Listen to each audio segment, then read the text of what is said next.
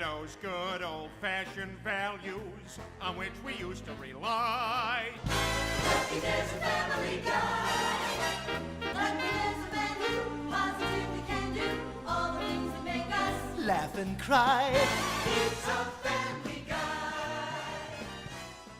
Well, I play Chris Griffin, who's the son in the family. That's like my regular character. And then they, every once in a while, throw a bone my way, ask me to do like Jack Palance or Kid Number One or something like that. Everybody does like Guy in Crowd, you know, at one point in this series.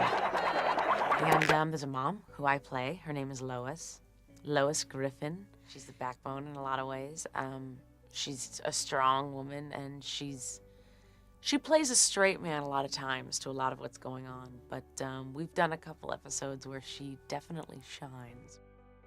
With Peter, you know, it's the New England loudmouth that, you know, so many of which I grew up with, and it's sort of taking that and then just taking it, you know, blowing it out of proportion. You want some of my Coke? He's a very funny character, you know, he's pretty dumbfounded kind of father, which is, you know, he makes the whole show very funny. $100 million. Well, Meg is one of those people who always tries to be cool. How about we go out sometime? Gosh, I'd love to. Great. I'll pick you up whenever I feel like it. You know, she's the smart one. She's like the genius out of the family. I like some Stewie, who's like a brainiac at the age of 2. But she's like the stable one. She's kind of the nerd. But yet she always tries to be cool in her own way, and yet it never comes off being cool. Stewie actually, you know, I'll tell you, is basically comes from, you know, he's an evil Rex Harrison, basically. It's sort of where that voice emerged from. Well, look at you there. Oh, you're a filthy girl, aren't you? Yes, you're looking for a bad time. That's what you're after. The dog, Brian, he's a very interesting character. He is, in fact, the smartest character in the family. He treats everybody else like that it's his own pet. The voice was, you know, it was just like a good, it seemed like a good counterpoint to Peter to have this dog, you know, be the voice of reason. It also seemed like a funny idea to, you know, make him this very erudite, well-spoken character. Oh, God, please forgive me. I get that from my father. He's from a different generation. It's, whatever. Family Guy is, God, it's one of the funniest things I've ever had the opportunity to work on. It's an animated piece. You can really see real relationships between the characters, which I think is amazing for an animated show. You know, you believe that they really care about each other. My God, Lois, you were right.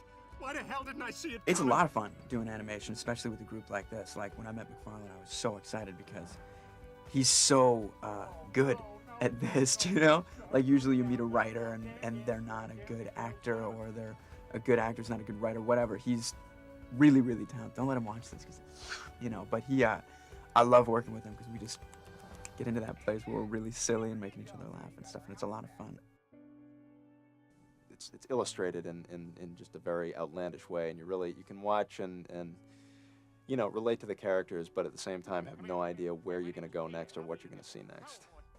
Fox is willing to, you know, sort of go nuts with what they'll allow us to do, and, you know, they got the budget for it, so it seems like the best of all worlds. Heroes, Bob Crane got his skull crushed in. I think it's flat out one of the funniest shows that I've ever been associated with. Here, go buy yourself some more money. But I think at its heart, it's a family comedy with some pretty wacky, edgier humor than you might see on other shows. You know, as a producer, you're one of the guys who's in charge of kind of making sure that the show stays consistent from show to show. When I first started even producing these shows, we were sitting at a moviola pulling out 35mm film and cutting off there and trimming there, and you know, it's just not that way anymore. Everything's gone to computers and digital ink and paint, and you know, the camera work and everything else there is in the computer. So yeah, it's changing and giving you a lot of different options you can use, and pretty exciting. God, this house is freaking sweet.